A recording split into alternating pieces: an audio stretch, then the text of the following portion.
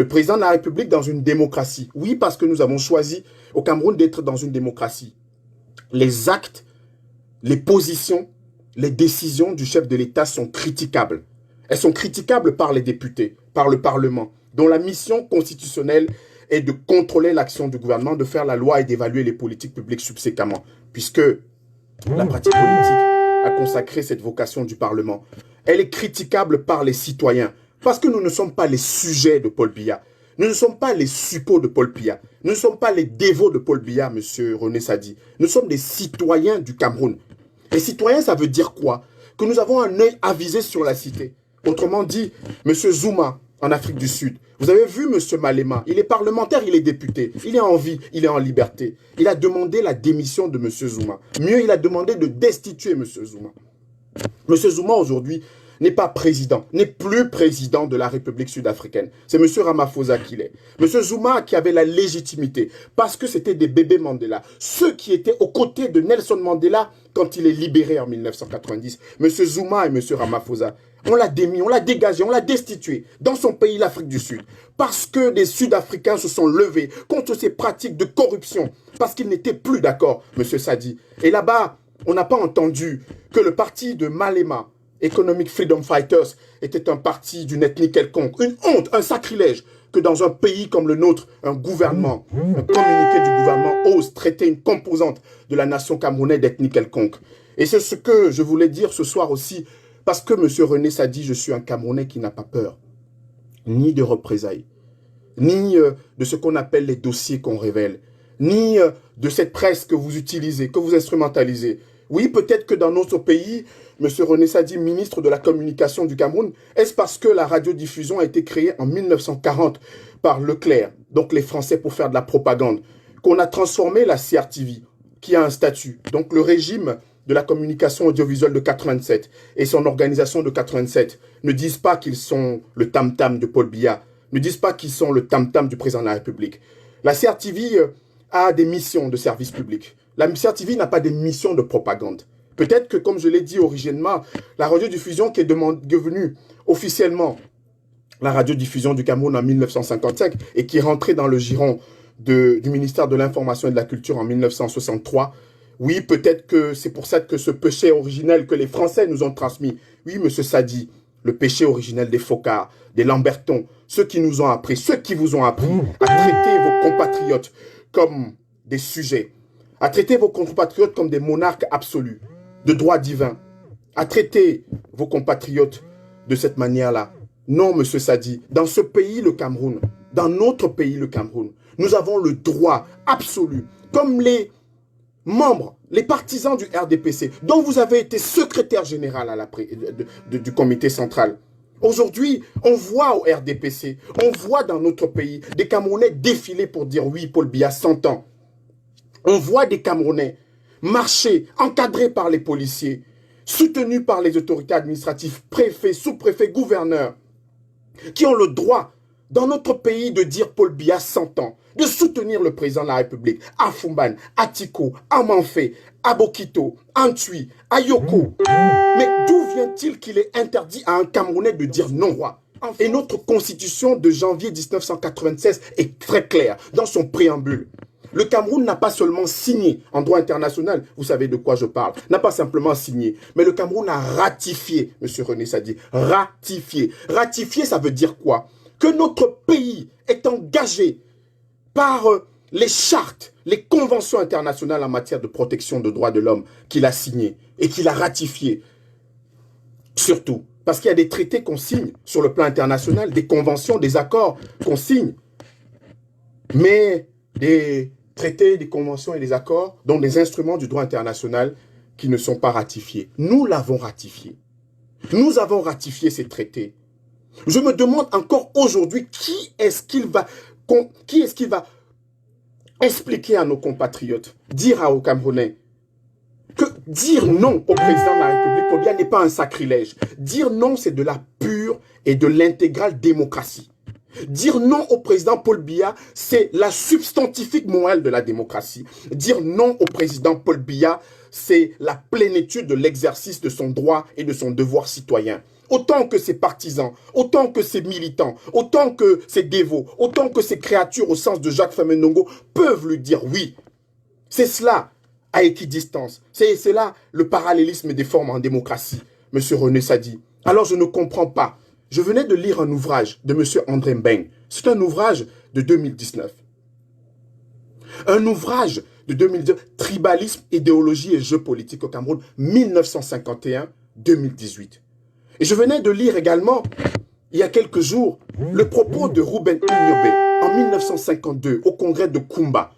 Le congrès de Kumba, c'est celui de l'Union des populations du Cameroun. Le parti qui a été interdit dans notre pays, comme l'ANC a été interdit en Afrique du Sud, l'ANC a été considéré comme terroriste, comme l'UPC a été considéré comme maquisard dans notre pays.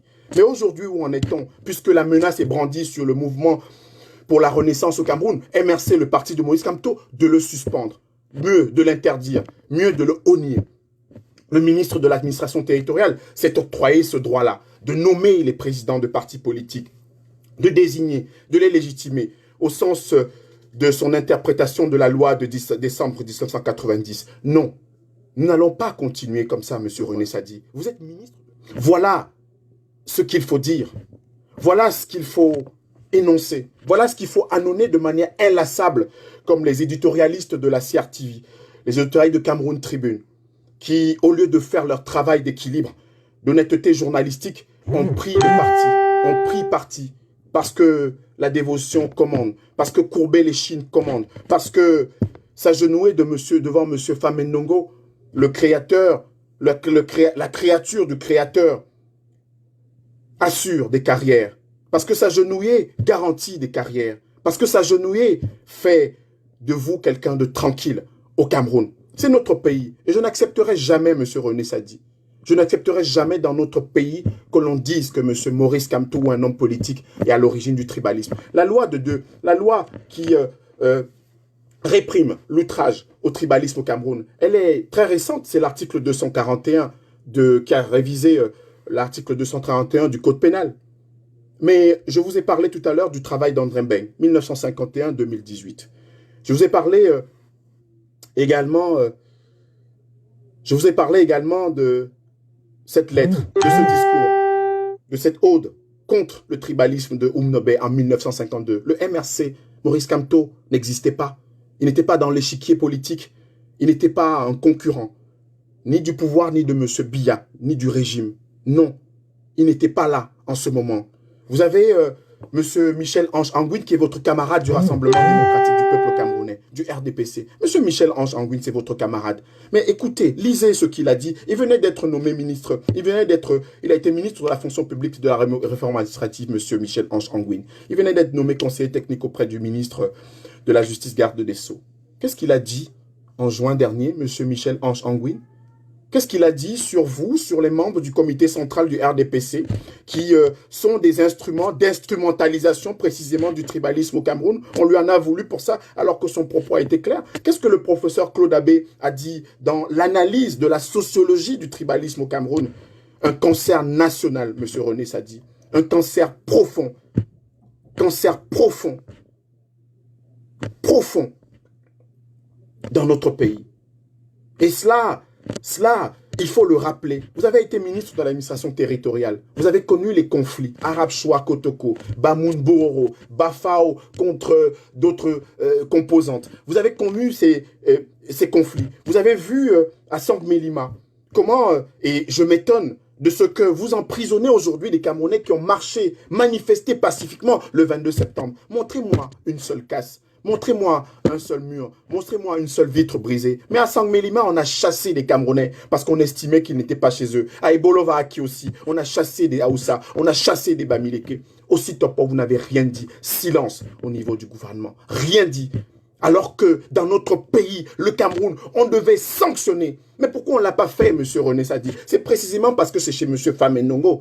M. Famendongo, qu'est-ce qu'il dit? Il dit que le Sud, Cameroun, région de notre pays, le Cameroun, et le socle granitique du président Biya. On sait ce qu'on sait, le granit. Le granit, c'est une roche poreuse, qui n'est pas imperméable. Il n'y a pas de possibilité qu'elle soit poreuse, autant pour moi imperméable.